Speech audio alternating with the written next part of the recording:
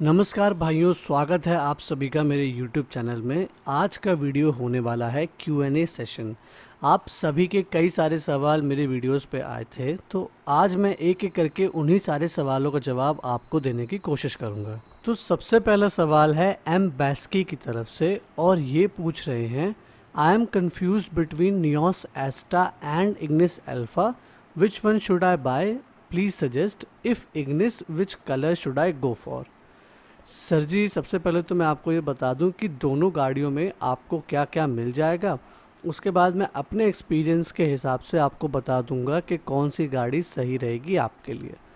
मैंने नियोस और इग्निस दोनों चलाई हैं, और मुझे नियोस का स्टीयरिंग इग्निस से अच्छा लगा स्लो स्पीड पे।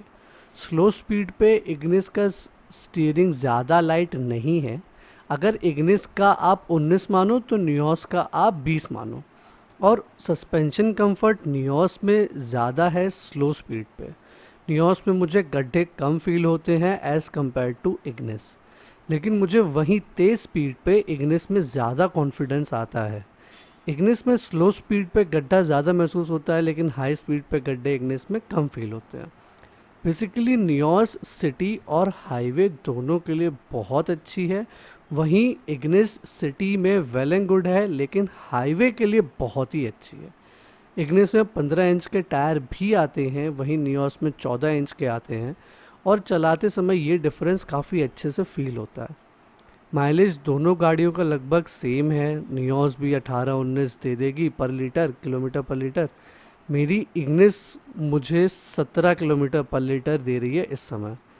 हेडरूम और लेगरूम इग्निस में वेल एंड गुड है। नियोस में लेगरूम बहुत है, लेकिन पीछे वाली सीट पे हेडरूम थोड़ा कम है लंबे बंदों के लिए। गियर शिफ्ट दोनों की स्मूथ हैं, और बूट स्पेस इग्निस का थोड़ा सा ज़्यादा है। ग्राउंड क्लियरेंस भी इग्निस का थोड़ा सा ज़्यादा है, नियोस का कम है। इग्निस में सबसे value for money variant zeta है, वहीं नियोस में सबसे value for money variant sports है। मेरी एडवाइस ये रहेगी, अगर आप 70% ड्राइविंग सिटी में करते हो तो नियोस ले लें, लेकिन अगर आप 50% ड्राइविंग सिटी और 50% ड्राइविंग हाईवे पे करते हो तो इग्निस लें। इग्निस में सबसे वैल्यू फॉर मनी जीटा है वेरिएंट, जो कि मैंने आपको पहले ही बता दिया। वहीं नियोस में सबसे value for money variant sports है।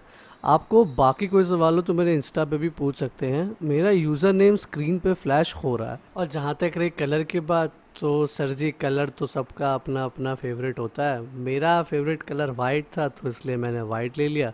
अगर आप वाइट लेना चाहते हैं तो आप वाइट ले सकते हैं। ब्लैक और वाइट का काफ़ी अच्छा कॉन्ट्रास्ट आता है। लेकिन अगर वाइट के अलावा मुझे कोई और चूज़ करना हो तो मैं टर्कोइज ब्लू कलर चूज़ करूँगा इग्निस का।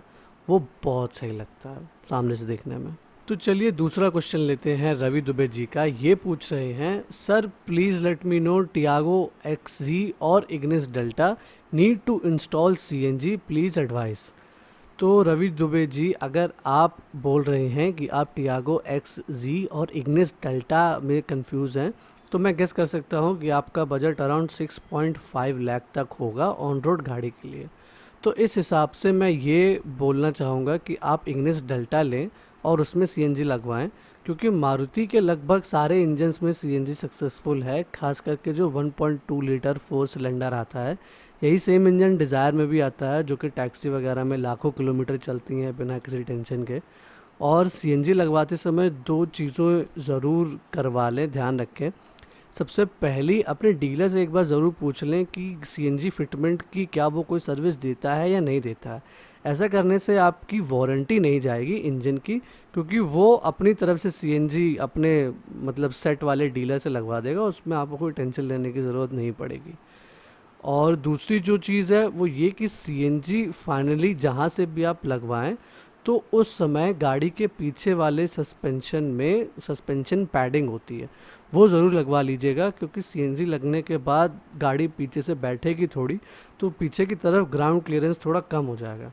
वहीं जो सस्पेंशन पैडिंग होगी, वो जो आपकी हाइट कम हुई होगी पीछे वाली CNG टैंक की वजह से, उसको कॉम्पनसेट कर देगी। और हाँ, लास्ट ये मेरी पर्सनल एडवाइस है कि अगर हो सके तो आप नियोस मैग्ना CNG की एक बार टेस्ट ड्राइव ज़रूर ले आना। ये Hyundai की नियोस में CNG फैक्ट्री फिटेड आ रही है, कंपनी लगा के दे रही है। इसका ऑन रोड प्राइस लगभग 740 से 750 तक आपको पड़ जाएगा। लेकिन ये है कि कंपनी फिटमेंट जो होगा वो मतलब वही आफ्टर मार्केट फिटमेंट से ज़्यादा अच्छा रहेगा। और वही अगर मेरे हिसाब से तो अगर आप गाड़ी ले रहे हैं एक बारी में तो वो पूरी बंधी बंधाई लें तो आपका एकदम वही है, टेंशन फ्री रहेंगे आप। लेकिन वहीं अगर आप सीएनजी लेंगे तो ऐसा नहीं कि आफ्टर मार्केट सीएनजी में कोई प्रॉब्लम होती है, लेकिन बाई चांस कोई प्रॉब्लम हो जाए तो उससे अच्छा यही है कि आप वही ही लें जो फैक्ट्री फिटेड आ रही होगी। मेरी पर्सनल एडवाइस ये है। बाकी आप बाहर से भी लगवा सकते हैं, कोई दिक्कत नहीं है, बस आपको डीलर वगैरह ढूंढने में जो प्रॉपर फिटमेंट करके दे सके उसमें थोड़ी सी आपको रिसर्च वगैरह करनी होगी। तो चलिए तीसरा सवाल लेते हैं। कुलदीप बैरागी जी पूछ रहे हैं टाटा टियागो और मारुति इग्निस में कौन सी कार बेटर रहेगी। कुलदीप जी, मैं आपको बताना चाहूँगा कि आपने बहुत लंबा चौड़ा सवाल पूछ लिया है। आपको थोड़ा स्पेसिफिक होना चाहिए था कि भाई माइलेज के चक्कर में कौन सी अच्छी रहेगी या इस पर्पज़ के लिए कौन सी अच्छी रहेगी।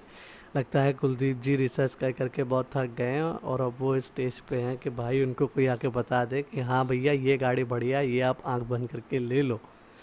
अरे मैं समझ सकता हूँ कुलदीप जी आपकी हालत, मेरी भी यही हालत थी जब मैं गाड़ी लेने जा रहा था। तो चलिए मैं आपकी जितनी मदद हो सकती है करता हूँ। मैं आपको ये बता दूँ, टियागो और इग्निस दोनों बहुत बढ़िया गाड़ियाँ हैं और मैंने इग्निस ली वो केवल स्पेस के चक्कर में। मुझे जगह ज़्यादा लगी इग्निस में, इसलिए मैंने ये ले ली। वहीं ड्राइविंग के मामले में टियागो चलने में भी उतना ही मज़ा देती है जितना इग्निस चलाने में मज़ा देती है। बाकी मेरी माने तो टियागो थोड़ा ज़्यादा ही देती है। टियागो का स्टीयरिंग और सस्पेंशन बेस्ट इन क्लास है, हैंडलिंग बहुत ही बढ़िया है गाड़ी की, सेफ़ है और चलाओ तो उसको लगता भी है कि हाँ भाई कोई सेफ़ गाड़ी ही चला रहे हैं। टियागो के इंजन में जैसा लोग बोलते रहते हैं कि वाइब्रेशन है, तो लेट मी टेल यू ऐसा कुछ भी नहीं है। स्मूथ है इंजन, आराम से चलता है। फ़र्क इतना है कि टियागो का इंजन 3 सिलेंडर है, वहीं इग्निस का 4 सिलेंडर। और क्योंकि टियागो का इंजन 3 सिलेंडर है तो इसी वजह से इसकी पावर डिलीवरी इग्निस से डिफरेंट है। टियागो लोअर गियर पे अच्छा परफॉर्म करती है, उठाने में दिक्कत नहीं होती है, लेकिन इग्निस में लोअर गियर में ज़्यादा आराम है और ज़्यादा पिकअप भी फील होता है। टियागो में बस एक जगह आपको वाइब्रेशन फील होगी, वो है जब आप गियर चेंज कर रहे होंगे तब हल्की सी वाइब्रेशन लगेगी और कहीं पे भी नहीं। वहीं इग्निस हर जगह सुपर स्मूथ है, स्पेशियस है और रिफाइंड है। तो मैं सच बताऊं, इन दोनों ही गाड़ियों का कोई तोड़ नहीं है, दोनों बहुत ही सही हैं। लेकिन इग्निस मैंने ओन करी है तो मैं इग्निस ही आपको सजेस्ट करूंगा। अभी मैंने लगभग 700 किलोमीटर चला ली है इग्निस और मैं गाड़ी से काफ़ी सेटिस्फाइड हूँ, इसलिए मैं आपको इग्निस ही सजेस्ट करूँगा। अगला सवाल अजय सिंह की तरफ से और ये पूछ रहे हैं भाई एसी की परफॉर्मेंस कैसी है। तो सर जी, एसी की परफॉर्मेंस खूब बढ़िया है। मैं अकेले चलाता हूँ तो एसी 1 या 2 पे ही रखता हूँ, और अगर 4 लोगों के साथ चलाता हूँ तो एसी को 2 पे रखता हूँ। खूब बढ़िया ठंडा करता है बिना किसी प्रॉब्लम के। फ़ैन स्पीड, थ्रो और कूलिंग तीनों बढ़िया है। मैं ड्राइवर स्पीड सीट के पीछे भी बैठता हूँ तब भी मुझे एसी की हवा आराम से आती है। तो आखिरी सवाल रीनू परमार जी पूछ रहे हैं, ये पूछ रहे हैं आपने वैगन आर 1.2 ZXi क्यों नहीं ली, वो तो टॉप वेरिएंट था।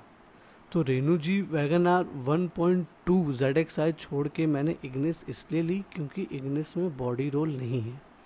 वैगन आर आराम से चलाने वाली गाड़ी है और मुझे एक भगाने वाली गाड़ी चाहिए थी बेसिकली। और इग्निस की बिल्ड क्वालिटी भी वैगन आर से काफ़ी अच्छी लगी मुझे।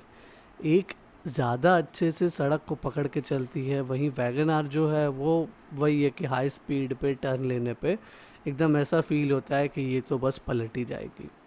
और वैगन आर में टॉप में जो फीचर्स हैं जैसे कि टच स्क्रीन या पार्किंग कैमरा, तो उनको मैं अलग से लगवा सकता हूँ इग्निस में आफ्टर मार्केट में। लेकिन इग्निस में जो स्ट्रक्चरल और मैकेनिकल खूबियाँ हैं वो वैगन आर में मैं आफ्टर मार्केट नहीं लगवा सकता, इसलिए मैंने वैगन आर ZXi नहीं ली और इग्निस का डेल्टा मॉडल लिया। तो चलिए यहीं पे इस सेशन को ख़त्म करते हैं। आपको और किसी गाड़ी से रिलेटेड कोई भी सवाल हो तो कमेंट सेक्शन में आप मुझे बता दीजिएगा, मैं उन सभी का आंसर देने की पूरी कोशिश करूँगा। और आप मुझे इंस्टाग्राम पे भी फॉलो कर सकते हैं, मेरी यूज़र आईडी अभी स्क्रीन पे फ्लैश हो रही होगी। मैं आपको नई गाड़ियों के अपडेट्स और साथ ही साथ आपके इंस्टेंट सवालों के जवाब भी वहाँ पे दे सकूँगा।